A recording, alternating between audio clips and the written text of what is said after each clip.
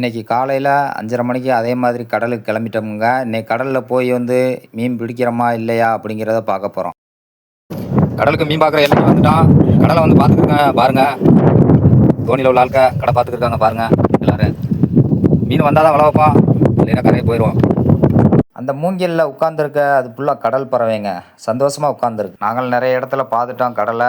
கடைசியாக ஒரு இடத்துல பார்க்குறோம், முக்கியமான இடத்துல மீன் வருதா இல்லையாங்கிறத இந்த வீடியோவில் நம்ம பார்க்க போகிறோம். இந்த கடலில் இறங்குறாரு அவர் தாங்க மீன் பார்க்குற ஆள். தண்ணிக்கு உள்ள பேர் வலை மீனை பார்த்துட்டா கையை காட்டுவாங்க, மித்த பேர் வலையை சுற்றுவோமுங்க. அவர் தண்ணிக்குள்ளே இறங்கி மீனை எல்லா இடம் பார்த்துட்டாருங்க. பார்த்து முடிச்சுட்டு ஒன்றும் தெரியலைன்னு சொல்லிட்டு பத்தையில் ஏறிட்டார்.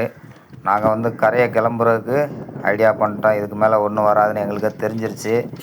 ஒரு குறிப்பிட்ட நேரம் தான் மீனை நாங்கள் பார்ப்போம். ஒன்றும் வரலைன்னா நாங்கள் அதோட கரைக்கு திரும்பிடுவோமுங்க. இப்போ கரையை ஓட்டு கொடுத்து ஓடி வந்துக்கிருக்கோம். வெள்ளத்தில் தண்ணி அதிகமாக கிடக்கு. கான்மம்பு ஒழுங்காக வேலை செய்யலை. அது தண்ணி ஊற்றி சரி பண்ணி ஓடி வந்துக்கிருக்கோம். ஒரு வழியாக கரையை வந்தாச்சு.